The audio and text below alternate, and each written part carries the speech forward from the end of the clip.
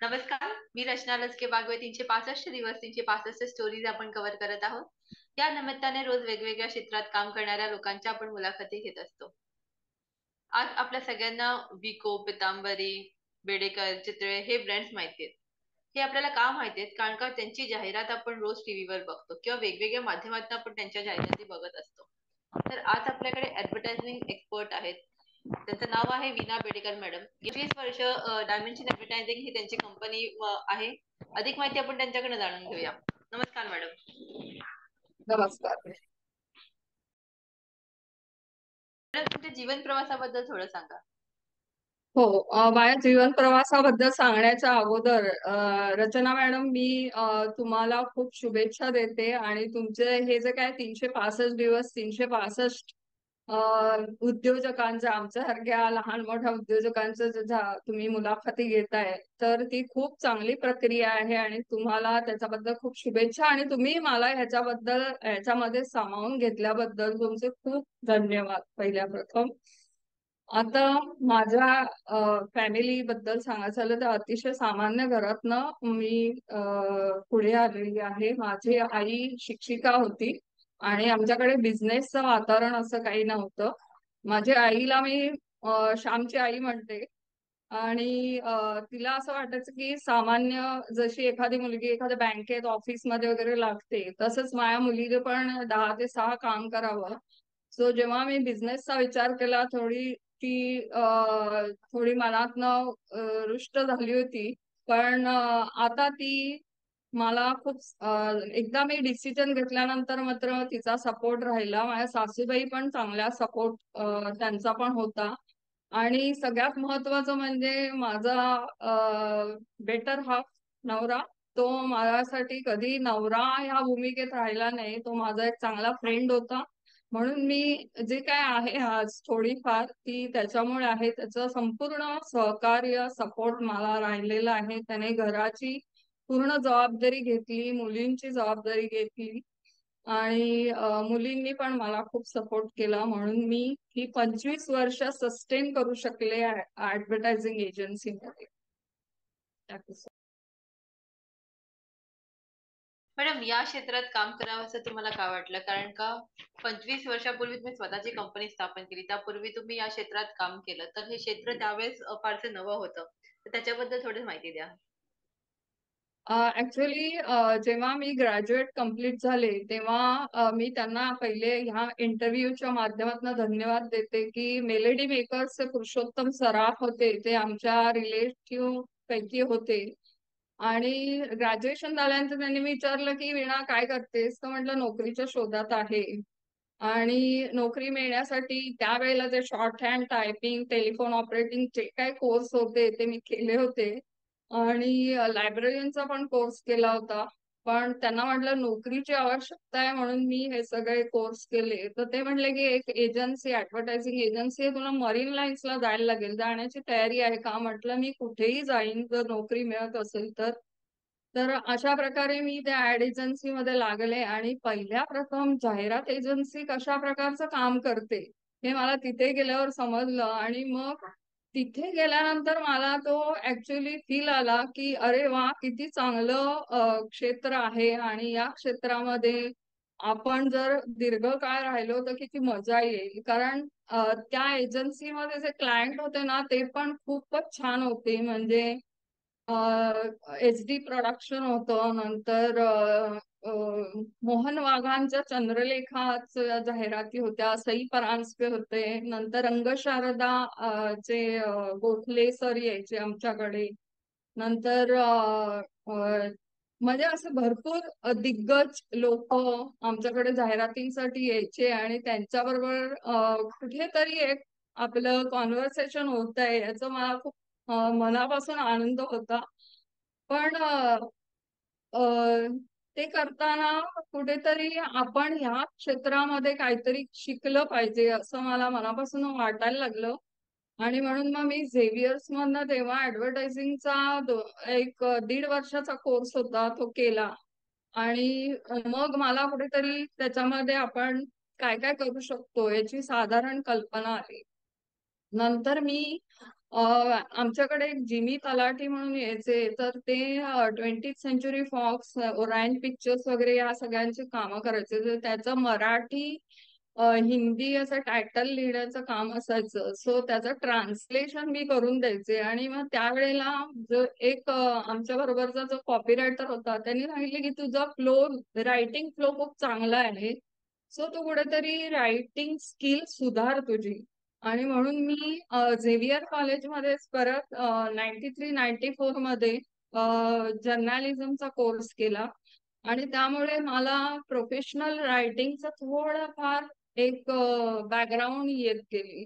आणि मग मी जाहिरातींचे स्लोगन लिहिणे, नंतर जाहिरातींचा वन लाईनर लिहिणे, बेसलाईन लिहिणे, याच प्रकारची कामं करायला लागले.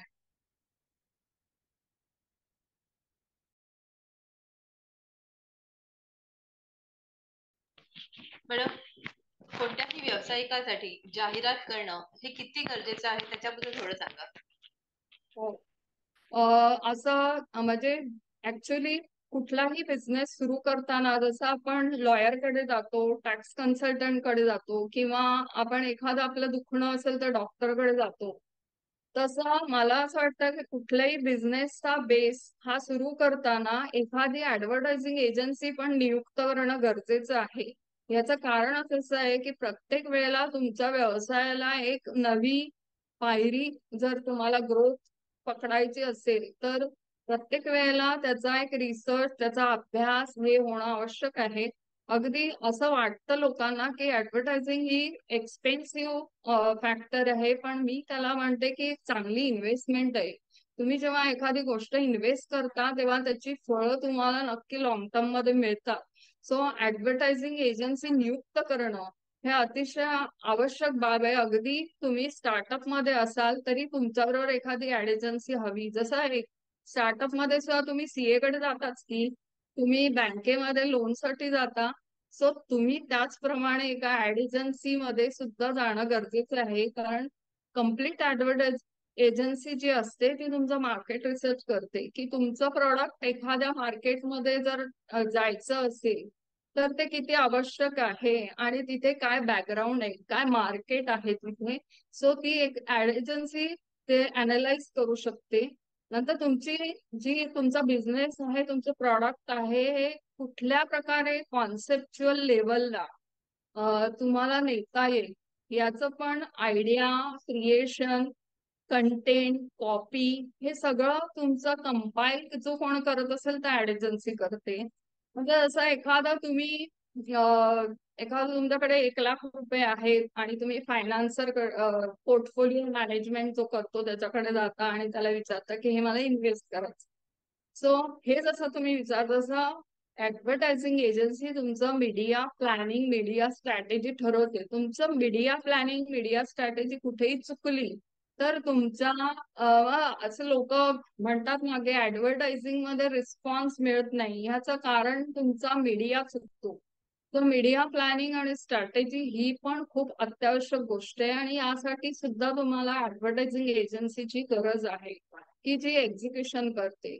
आणि भरपूर त्याच्यामध्ये मिसकॉन्सेप्ट आहेत ऍडव्हर्टायझिंग एजन्सी बद्दल. पण मी सगळ्यांना एवढंच सांगते की तुम्ही जेव्हा सकाळपासून चालू करता, टूथपेस्ट असेल, तुमचा पेन असेल, तुमचा लॅपटॉप असेल, तुमचं मोबाईल असेल, तुम्ही ज्या बेडवर झोपता ते पण असेल, हे सगळं तुम्ही कुठेतरी पाहताच ना. तुमचं बॅक ऑफ द माइंड मध्ये हे प्रोडक्ट आले कुठनं, हे ब्रँड आले कुठनं, तर हे जाहिरातीमधनं निष्पन्न होतात, स्थापित होतात. आणि जे प्रॉडक्ट आणि सर्व्हिस चांगली असते ती लॉंग टर्म मध्ये राहते आणि that is we called as brand. Brand हा असा वन डे होत नाही, त्याला सस्टेनेबिलिटी खूप लॉंग टर्मची लागते, त्याला खूप क्रिएटिव्हिटी लागते, खूप पॅशन लागतं. सो हे सगळं जे काम करतात ना ती ऍडव्हर्टायझिंग एजन्सी असते. तरी सुद्धा एक असा समज पण आहे की मार्केटिंग म्हणजे ऍडव्हर्टायझिंग हा मार्केटिंगचा एक पार्ट आहे. पण मी आज एवढी वर्ष ऍडव्हर्टायझिंग मध्ये काम केलंय, सो मी एकदम फर्मली सांगू शकते की नाही, मार्केटिंग हे तुमचं प्रोडक्ट आणि सर्व्हिस मार्केट करते, पण ऍडव्हर्टायझिंग मध्ये सेल करण्याची क्षमता आहे. आणि सेल करण्याची क्षमता म्हणजे सेलिंग हे किती इम्पॉर्टंट आहे हे का बिझनेसमॅनला सांगण्याची मला गरज वाटत नाही. So advertising is important and agency is also very important. Madam, मला तुमचा नेक्स्ट प्रश्न तोच होता की नक्की ऍडव्हर्टिजमेंट आणि मार्केटिंग मध्ये काय फरक आहे, कारण का आज आपण बघतोय की प्रत्येक जण ब्रँड बनवायला जातोय. मग तो मार्केट वेगळ्या पद्धतीने करतोय, सोशल मीडियावर जाहिरात होते, किंवा वेगवेगळ्या पद्धतीने मार्केटिंग करतात. तर नक्की ऍडव्हर्टिजमेंट, मार्केटिंग आणि ब्रँडिंग ह्यातला फरक सांगा. ओके. मी ह्याच्यासाठी तुला एक उदाहरण तुम्हाला देते की जेव्हा इन्व्हर्टर मार्केटमध्ये अतिशय नवीन होता, त्यावेळेला लोकांचा काय रिसर्च आहे, हा एक रिसर्च आम्ही केला की लोकांच्या समस्या काय असतात की आमच्याकडे इन्व्हर्टर आहे पण तो फॅन ट्यूब चालतं, दोन चालतात दोन चालत नाही, अशा प्रकारच्या तक्रारी यायच्या. आणि इन्व्हर्टरला लोक म्हणायचे की नाही कॉस्टली आहे, ह्याच्याने काही उपयोग होत नाही. सो ऍज अ कॉन्सेप्च्युअल लेवलला आम्ही काय केलं तर एक इलेक्ट्रिसिटी बिल आहे. सो त्या बिलामध्ये जे कॉलम्स आहेत त्या कॉलम मध्ये मी प्रत्येक आपल्या घरामध्ये जे इन्स्ट्रुमेंट्स असतात म्हणजे फॅन असेल, ट्यूब असेल, नंतर फ्रीज असेल, मिक्सर असेल, त्या सगळ्याचा एक पिक्चर तयार केलं. त्याच्यानंतर त्याला लागणारा केव्ही किती आहे तो त्याच्या खाली टाकला. आणि इथे डोंबिवलीमध्ये उत्सव म्हणून एक एक्झिबिशन असतं, सो तिथे आम्ही एक स्टॉल घेतला होता. आणि तिथे आम्ही त्याचं पब्लिसिटी केली, ऍडव्हर्टाईज केली की तुम्ही कोणता इन्व्हर्टर घ्या. तर हा कॉन्सेप्ट तुम्हाला माहिती असला पाहिजे की माझ्याकडे दोन फॅन दोन ट्यूब आहेत म्हणजे तुला किती केवीचा इन्व्हर्टर लागतो. सो हे ऍडव्हर्टायझिंगचं काम आहे. आणि त्याच्यानंतर ही कॉन्सेप्ट क्रिएट केल्यानंतर त्याचं हँडबिल तयार केल्यानंतर तुम्ही एक्झिबिशन मध्ये जेव्हा स्टॉल लावता तेव्हा जे होतं ते मार्केटिंग होतं. पण सेल कशामधनं होतं तर ह्या कॉन्सेप्ट आणि डिझायनिंग आणि क्रिएटिव्हिटी मधनं सेल होतो. आणि नॉलेज अवेअरनेस पाहिजे कुठल्याही प्रकारचं. आता एखादी कुठलंही प्रॉडक्ट असेल तर त्याच्यासाठी आम्ही 32 अँगलने विचार करतो, ऍडव्हर्टायझिंग अँगलने, की एखादी इमोशनल ऍड करावी आणि सेल करावी, एखादा नॉलेज अवेअरनेस करावा आणि सेल करावी, का एखाद्याचं ऑफरच ठेवावी. जास्त करून आता जीनची पॅन्ट्स असतात किंवा एखादा शर्ट असतो, सो त्याची जाहिरात आपण कशी करावी. सो या सर्व प्रकारचा जो विचार आहे तो ऍडव्हर्टायझिंग एजन्सी करते. आणि मी नेहमी बिझनेस मनच्या शूज मध्ये जाऊन काम केलं, त्यामुळे सस्टेन राहिले. माझं गुडविल मार्केटमध्ये चांगलं आहे मला सांगायला आनंद होतो. आणि मी कधीही ट्रान्सपरंटली ऍडव्हर्टायझिंग मध्ये काम केलंय, म्हणजे मी कुठेही असं केलं नाही की मला माझ्या एक फॅक्टरला जे वाटतंय की इथे याला टाइम्स ऑफ इंडिया मध्ये जाहिरात करायला पाहिजे, इथे याला झी मीडियावर जाहिरात करायला पाहिजे, तिथे मी कुठल्याही प्रकारचा मीडिया वेगळा वेगळा वापरून त्याला कुठेतरी खर्चात घातलं नाही. आणि त्यामुळे आजही ना 15-15, 20-20 वर्ष जुने जे कस्टमर आहेत ना तेही आज माझ्याकडे येऊन मला विचारतात. फक्त आता जो एवढा स्टार्टअप चालू झालेला आहे, सो त्यासाठी मला असं वाटतं की त्यांनी पण अशा कुठल्या तरी एजन्सीमध्ये येऊन कन्सल्ट केलं पाहिजे. त्यांची मदत, एक सहाय्यकाची भूमिका आपण म्हणतो ना तशी ऍड एजन्सी करत असते. की सारथी म्हणतो आपण त्याला, त्या सारथ्याची भूमिका करत असते. आणि जो हार्डकोर ऍड एजन्सी वाला असतो म्हणजे माझ्यासारखा, तर त्याला ना खूप आनंद होत असतो कारण ते त्यांचा सक्सेस हा आमचा सक्सेस असतो. म्हणजे आम्ही सक्सेसफुल कधी होतो जेव्हा एखादा सर्व्हिस किंवा प्रॉडक्ट ही सक्सेस होते, त्याच्यामध्ये आमचा सक्सेस असतो. सो त्यामध्ये आपल्याला सक्सेस मध्ये नेहमीच आनंद होतो. आणि त्यामुळे मला पण कुणालाही सक्सेस मिळाला, एखादा माणूस येतो माझ्याकडे की मॅडम मी एवढे कन्सल्टंट, प्रॉपर्टी कन्सल्टंट बघितले, पण एकालाही माझ्या फ्लॅट सेल नाही करता आला. पण तुमच्या एका जाहिरातीतनं माझा फ्लॅट सेल झाला, किंवा मॅट्रिमोनियल जाहिरात असू दे, किंवा असे कुठले अनेक माझ्याकडे सक्सेस स्टोरी भरपूर आहेत, की जी लोक माझ्याकडे येऊन येऊन सांगतात की तुमच्याकडे आम्ही जाहिरात दिली आणि त्याचा रिस्पॉन्स चांगला आला. माझ्याकडे एक असं हे पण आहे की ज्या वेळेला ना जी 24 तासवर मुलाखतीचे कार्यक्रम चालायचे, सो त्यावेळेला एक फेशियल करणाऱ्या लेडी होत्या. आणि हे जे येतात ना मुरुम किंवा ब्लॅक केक येतात, सो ते ते त्या घालवण्याचं वगैरे त्यांच्याकडे काहीतरी होतं, आणि त्या सांगायच्या की मी हे पूर्णपणे हे करते, रिमूव्ह करते वगैरे. सो त्या माझ्याकडे आल्या, तर त्यांना मी म्हंटल की तुमच्याकडे जर इन्व्हेस्टमेंटची कपॅसिटी असेल तर तुम्ही एक टीव्हीवर इंटरव्ह्यूचा प्रोग्राम करा.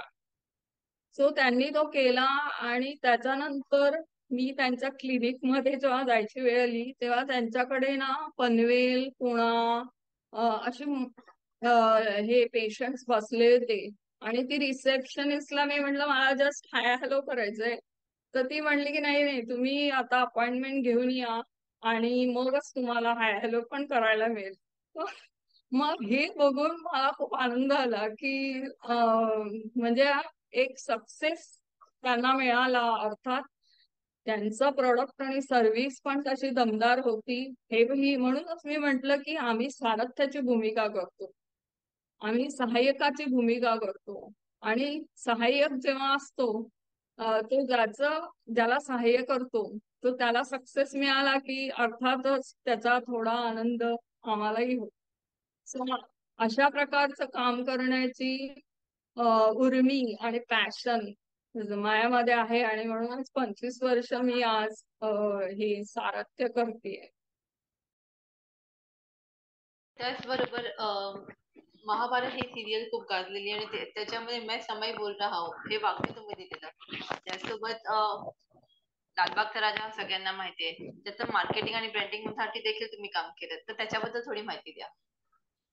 त्याच्यामध्ये मी एका एजन्सीमध्ये काम करत होते. सो त्या एजन्सीमध्ये एक ब्रँड होता, जो एक वेगळ्या प्रकारचं काम ते करायचे, आणि त्यांना पाणी सेल करण्याच्या बिझनेस मध्ये यायचं होतं. आणि आम्हाला पण असं वाटलं की पाणी सेल, तेव्हा असं काही बॉटल मधनं पाणी आणि मग ते 10 रुपयाला विकायचं वगैरे, ही संकल्पनाच खूप म्हणजे मूर्खात काढण्यासारखी होती. सो त्यावेळेला तिकडे जे गणपती मंडळ होती सगळी, सो त्या गणपती मंडळांची एक कॉन्टेस्ट घ्यायची. आणि ती कॉन्टेस्ट घेऊन आपण त्या गणपती मंडळाचा काय ते क्रायटेरिया आम्ही ठरवले होते, त्या क्रायटेरियामध्ये जो बेस्ट असेल त्याला मुंबईचा राजा असं घोषित करायचं. आणि तो ती संकल्पना त्या जे उद्योजक होते त्यांना एवढी आवडली की त्यांनी त्याच्यासाठी इन्व्हेस्ट करण्याची तयारी पण दाखवली. आणि त्या वेळेला मला आठवतंय की एक हे बुक केलं होतं,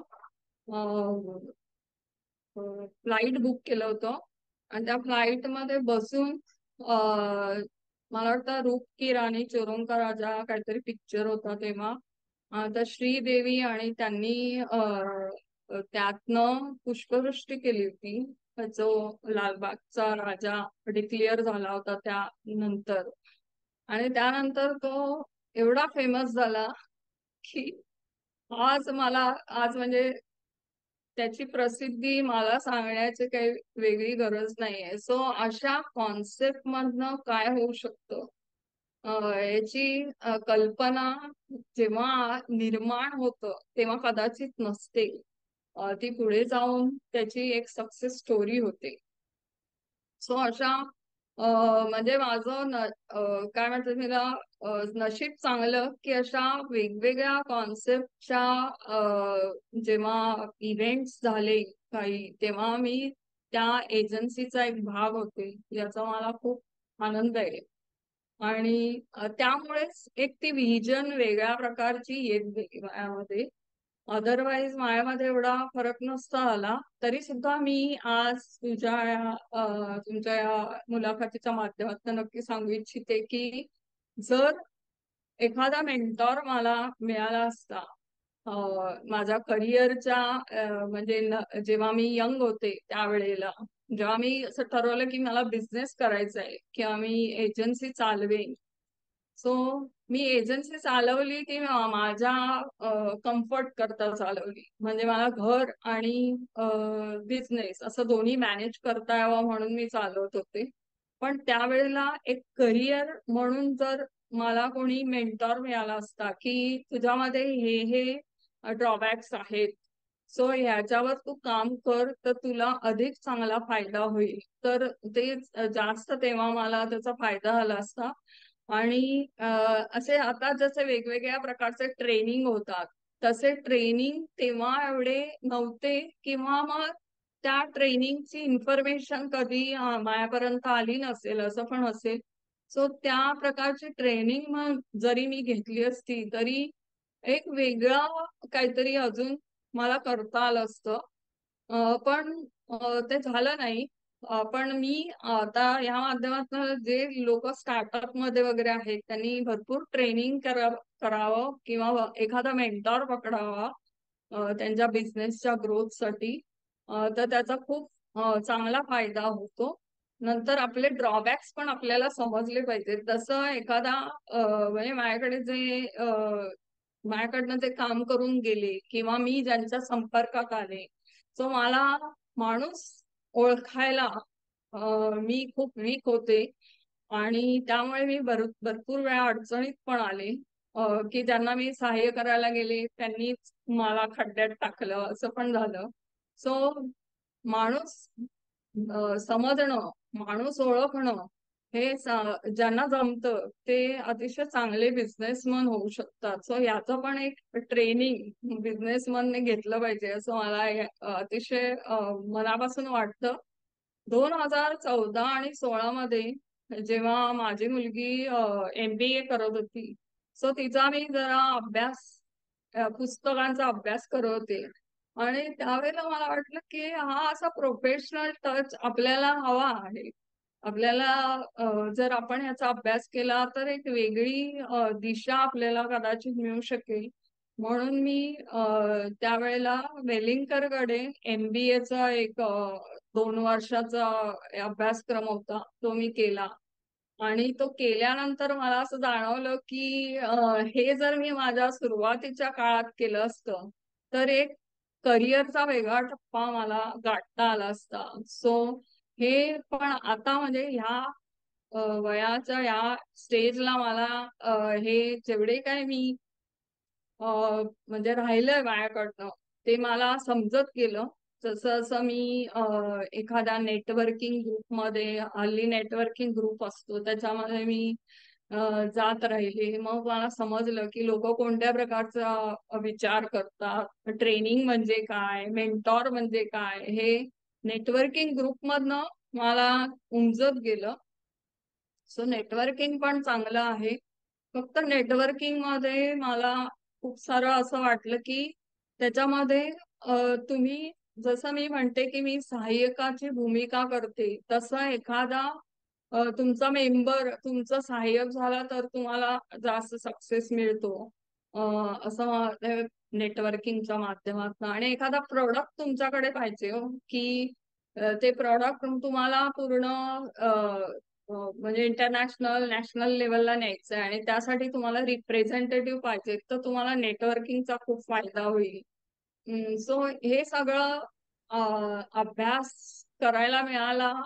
हेच मला आता खूप वाटतं की मी याच्यामध्ये एक पॅशन म्हणून मी राहू शकले, याचं म्हणजे वेगवेगळ्या याच्यामध्ये मी शिकत गेले. त्यामुळे मला तो सस्टेनेबिलिटी माझ्यामध्ये येत राहिली. नाहीतर माझ्याकडे असं 4-5 वेळा असं झालं की मी एवढे प्रॉब्लेम्स सफर केले की मला असं वाटलं की आता उद्या आपण गुंडाळून घरी आपलं स्वयंपाक पाणी वगैरे करावं.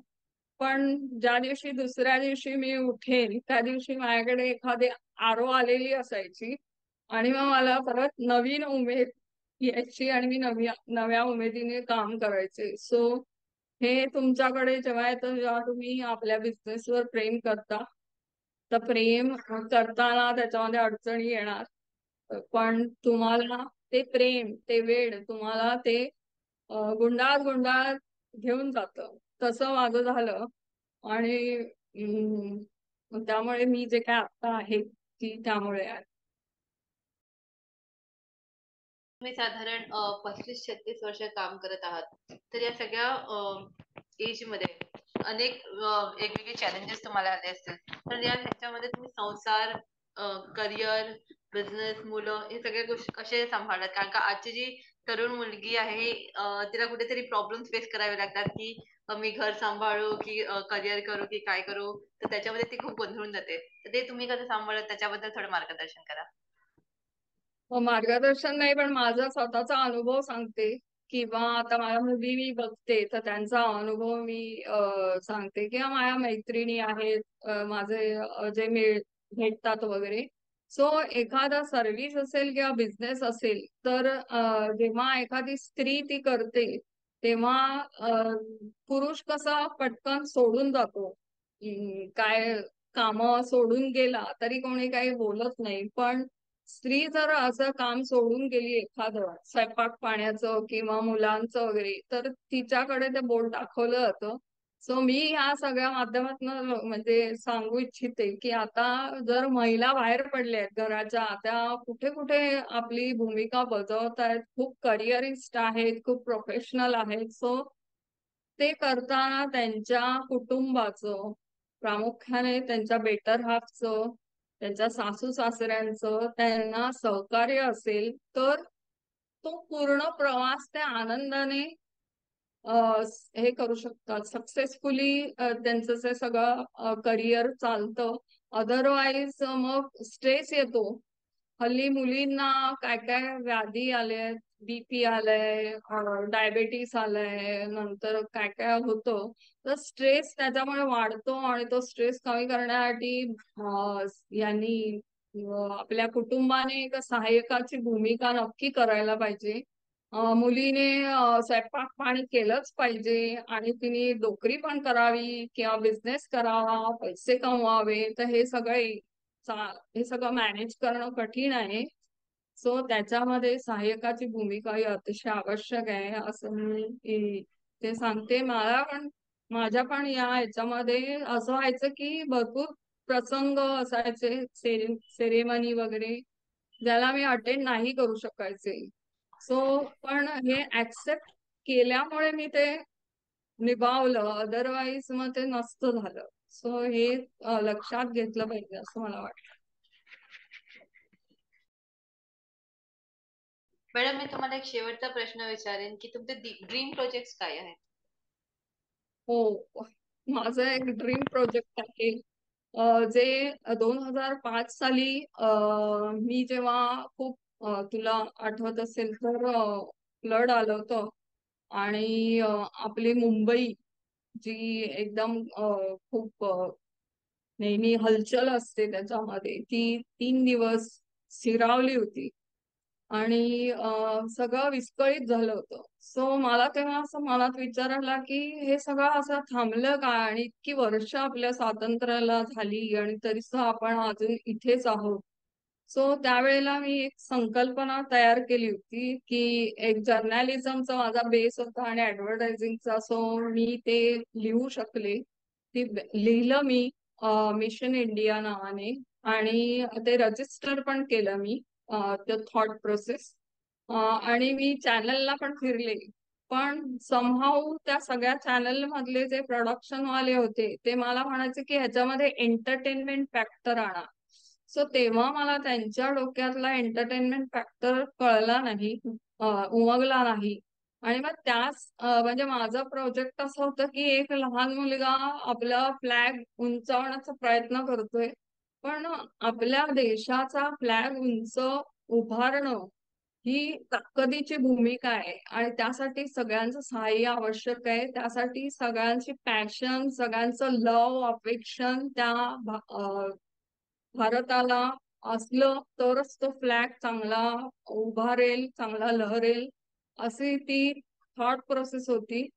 आणि त्याच्यानंतर मी त्या ह्याच्यामध्ये आपल्यामध्ये काय काय कमी आहेत, जसं पाण्याची समस्या होती, नंतर जाती भीतीची समस्या आहे, अजूनही आहे, नंतर नोकरीच्या समस्या आहेत, बिझनेस शेतकऱ्यांची वेगळी समस्या आहे. सो अशा सगळ्या ह्याचं रिप्रेझेंटेशन करून मी तो फ्लॅग एकत्र सगळेजण उभारतात अशी ती माझी संकल्पना होती. आणि त्याच्यासाठी मी रियालिटी शो 52 एपिसोडचा लिहिला होता. पण समहाऊ मी तो शो तर काही कोणाला सांगितला नाही, पण त्याचं सिनॉप्सिस मात्र मी या चॅनल वाल्यांना दिले होते. आणि माहित नाही, मी 2006 साली ते हे केलं, पण 2007 साली त्याच संकल्पनेवर सेम सगळ्या क्रायटेरियावर एका पब्लिकेशन आणि एका चॅनलने ते हे रियालिटी शो चालू केला होता. पण त्या मला वाटतं एंटरटेनमेंट फॅक्टरमुळे तो सक्सेसफुल झाला नाही. ऍक्च्युली तो थॉट प्रोसेस चांगला होता आणि मी अजूनही त्या ड्रीम प्रोजेक्टचं नेहमी स्वप्न बघते, कारण ते ड्रीम आहे माझं. आणि शाहरुख खानचं एक वाक्य मला आठवतं की अगर दिल से चाहो तो पूरी कायनात उसे अब तक मिलाने में जुट जाती है. मला असं वाटतं मॅडम, या माध्यमातनं मला या ड्रीम प्रोजेक्टच्या सक्सेस साठी कोणीतरी सहाय्यकाचं प्रोडक्शन युनिट किंवा हे मदत करेल अशी मी आता इच्छा करते. दुसरं माझं प्रोजेक्ट आहे की आपण एखादी गोळी घेतो, डोकं दुखतंय किंवा हे होतंय, तर आपण आपलं बरं होतं. सो हे रिसर्च मुळे पॉसिबल आहे. ऍडव्हर्टायझिंग मध्ये अशा प्रकारचा रिसर्च बहुतेक इंटरनॅशनल लेवलला चालत असेल, पण आपल्याकडे एवढी विविधता आहे. सो त्याच्यामधला रिसर्च करणं ही खूप मोठी इन्स्पिरेशनल मला वाटते.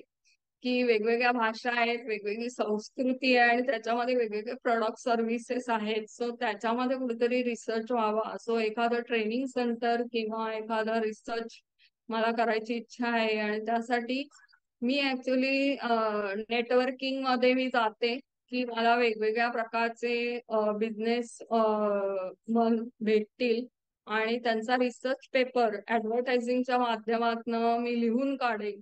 आणि तो मे बी उपयोगी होईल नाही होईल मला माहित नाही, पण लॉंग टर्म मध्ये त्याचा नक्की उपयोग होईल असं मला माझा अंतर्मन मला सांगतं. सो हे 2 ड्रीम प्रोजेक्ट माझे आहेत आणि ते कधीतरी सक्सेसफुल होतील याची मला खात्री आहे. मे बी तो परिसस्पर्श या आयुष्यामध्ये झाला नाही तरी कुठेतरी तो होईल कधीतरी. नक्कीच मॅडम, तुमचे हा जो ड्रीम प्रोजेक्ट आहे ते नक्कीच पूर्ण होईल आणि खूप लवकर होईल, ही सदिच्छा करते. त्याचसोबत 365 दिवस 365 स्टोरीज या माझ्या सिरीज मध्ये तुम्ही सहभाग घेतल्याबद्दल खूप खूप धन्यवाद. थँक्यू.